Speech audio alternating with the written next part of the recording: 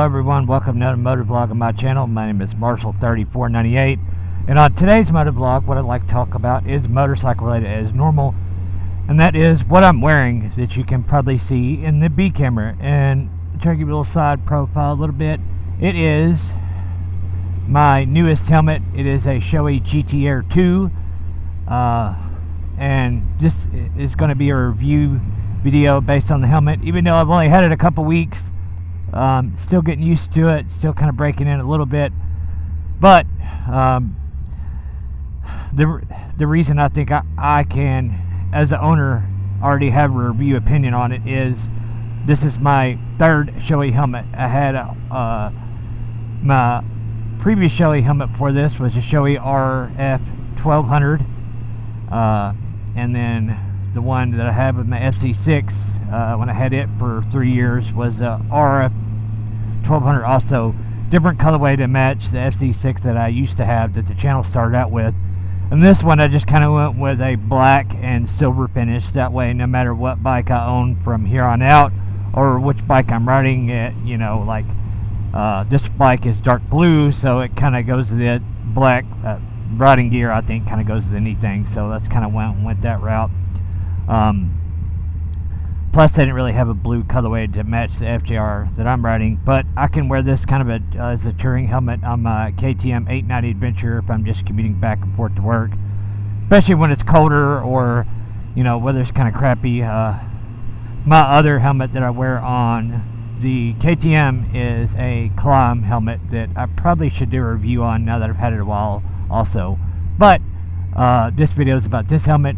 And the reason I think only after a couple weeks I can give a good review on it, like I said, I've owned 2 Shoeis in the past. I know what to expect. Yes, Shoeis are expensive, but you get what you pay for. They are so comfortable and so soft and so like plush. They fit well, they're quiet, they vent well. All the physical stuff, like you touch, like the visor and all that stuff, has good detents, good lockdown point. You just like the interior is really soft. It breathes well in the summer. It's not super drafty in the winter. They come with chin curtains that are really big, that not only help us motovloggers but help, you know, I myself, I don't really care for getting hit in the neck with a lot of wind, so especially when it's cold, and that kind of keeps me from getting by on this bike anyway, because the big windshield keeps me from having to wear neck gaiters much. Helps out my audio quality a lot on motovlogs. Does lots of things that I like chin curtains for. They already come with a pin lock ready visor, or pin lock visor insert.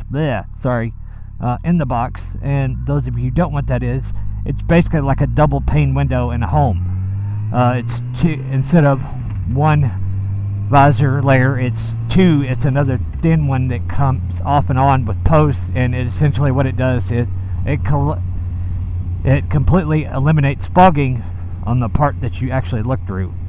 You may be able to tell it in the camera, that little line right there, and that line is the inside pin lock, which is on the inside of the visor, and the outside of the visor is the outside. The reason that I didn't get a Shoei RF 1400 is, you know, I commute on both of my bikes to and from work in the dark, going in and coming home. It's daylight most time, unless I'm at my second job, then it's dark sometimes during the year. But the main thing is you know, I had an auto photochromic, or however you say that word, an auto darkening visor essentially on the 2 Shoei helmets before that, and they are nice and they work really well. They go really quick to dark but take longer to go to light, and that's not really negative, you know, because as the sun sets, or gets light, darker outside, it gets less sunlight, it'll naturally has like different levels that adjust to, and before you know it, you'll be looking at your clear visor and your eyes adjust to it so you don't notice it. But the downside of that is if you ride in a lot of darker areas where there's road debris on the road, like you want to always, on a motorcycle, you want to always watch, you know, for debris in the road. That's one of your #1 hazards, other than other drivers, is, you you know, you get in the shade in mountain areas or go through a tunnel or something like that, and it just doesn't get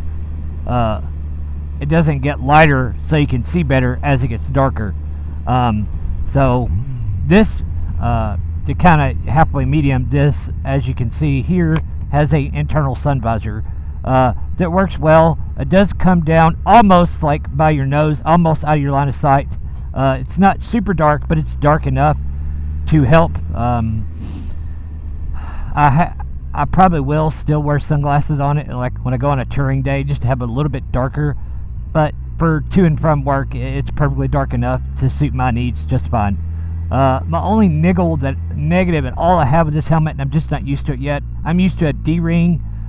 This has that Shoei proprietary quick mechanism. You could probably kind of see it in the B camera, and it's a little bit irritating to me right now because I haven't got used to it. Because what happens is if it only had like another 1/4 inch worth of slack, where you had a little bit more room, and a little bit more slack, where it wasn't like even on the first click. I know it's meant to stay in place and it should be tight to protect you, but like I can barely get a finger between it with gloves on, and it's not aggravating, but I'm still getting used to it. I can live with it.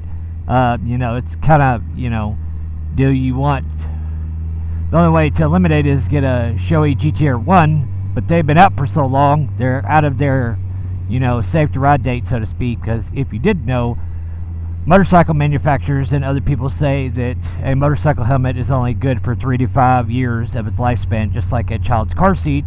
The internal layers, the part you can't see on the outside, of foam and all the composite stuff that's meant to absorb that impact.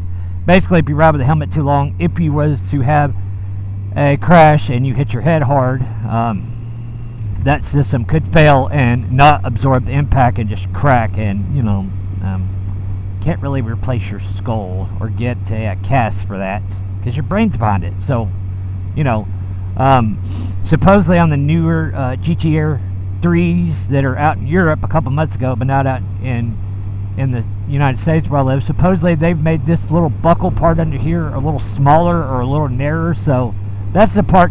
This part doesn't bother me, but this little buckle, even though it's padded, it just barely touches my neck, and it's just a little bit irritating. Like I said, I will get used to it.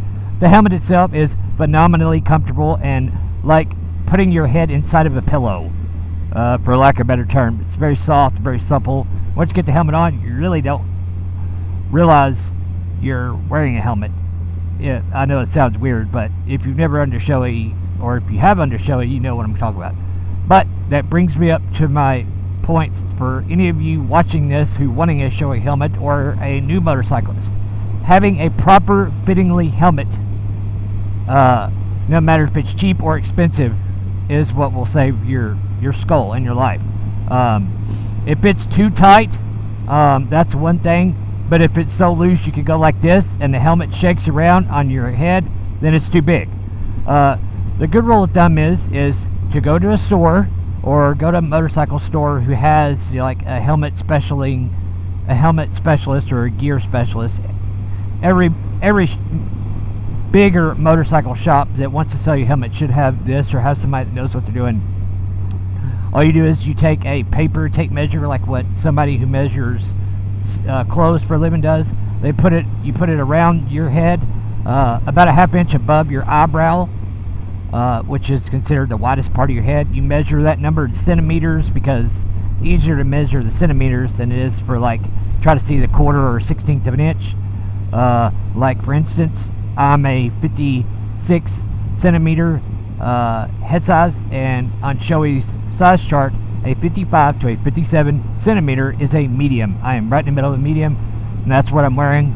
And after it breaks in a little bit, if it's still a little tight, you can, for most helmet manufacturers, after it breaks in, if it's still a little too chipmunky feeling for you and it's just a little bit too small, they sell like cheek pads that are only like that are vary in 2 millimeter thicknesses, and a couple of millimeters, believe it or not, doesn't sound like a lot, but like 4 millimeters is like 1/4 of an inch. So that will help. If it like the, you know, the part that goes over your head fits fine, but it's still just a little bit too chipmunky for your liking. You can get ones that are just, you know, go one size down, and that should get you pretty spot on. If you didn't know that, they are available. Like I said, pretty much every helmet manufacturer makes different sizes, because, like, you know, an X size helmet will come with you know, different size cheek pads depending on the size, just by the way the manufacturer makes them. If you can understand that. So, but like I said, a good positive review for the helmet. The chin thing will get better as time goes on. I will get used to it. But that's all I got for today's motovlog. If you've not already done so, please leave a comment down below, subscribe, and turn the bell notification. Well, I normally upload once a week. And thanks for watching, guys. Ride safe. We'll see you on the next one. See ya.